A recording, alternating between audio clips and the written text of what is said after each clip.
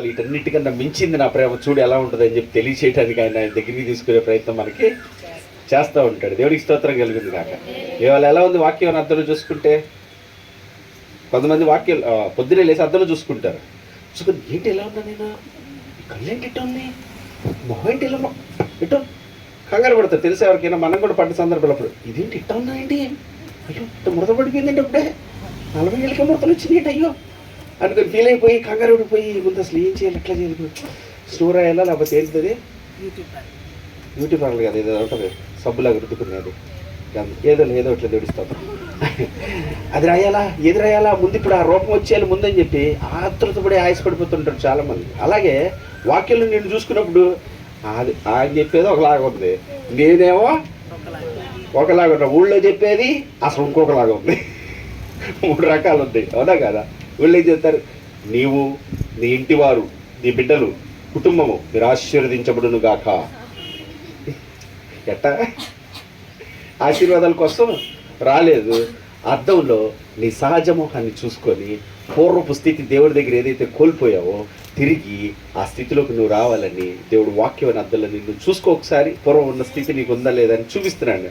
చూస్తుంటే ఏం కనబడుతున్నా, ముడతలు పడిపోయి ఎండిపోయి వాలిపోయి రాలిపోయి ఇలా ఉండిపోయాం మనం. దేవుడికి స్తోత్రం, హల్లెలూయా.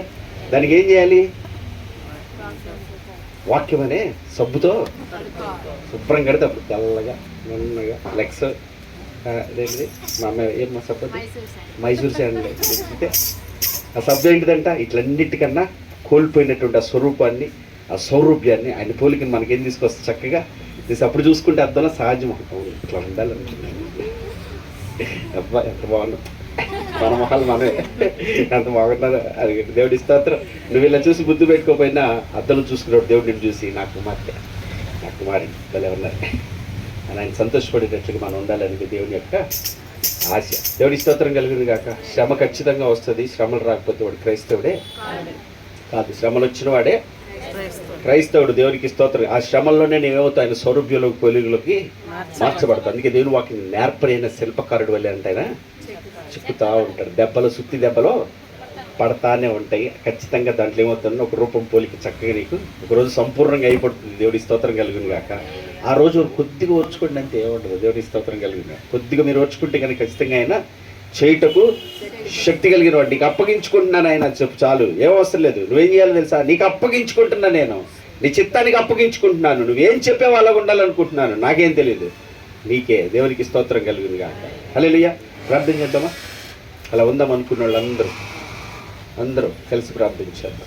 మనకి సిస్టర్ ప్రేర్ చేస్తారు, కళ్ళు మూసుకున్నట్లయితే అందరూ కలిసి త్వరగా మన టిఫిన్ కార్యక్రమం చేద్దాం.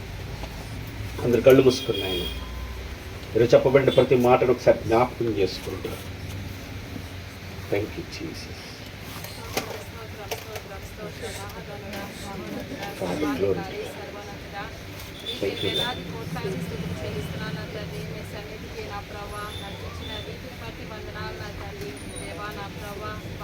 ఏదైతే నా ప్రభావ మాకు తెలియజేసి ఉన్నావు నా ప్రభావ మాట ద్వారా నా ప్రభావ దేవా నా తండ్రి శ్రమలు వస్తున్నాయని చెప్పి నా ప్రభావ దేవా నా తండ్రి నా ప్రభావ వెనక్కి తిరిగే వారిగా కాకుండా నా ప్రభావ దేవా నా తండ్రి నీ శ్రమలు నా ప్రభావ నా తండ్రి నా ప్రభావ మేము విధేయత ఎలా చూపించాలో నా ప్రభావ నా తండ్రి అటువంటి శక్తిని నా ప్రభావ మాకు దయచేయండి నా ప్రభావ.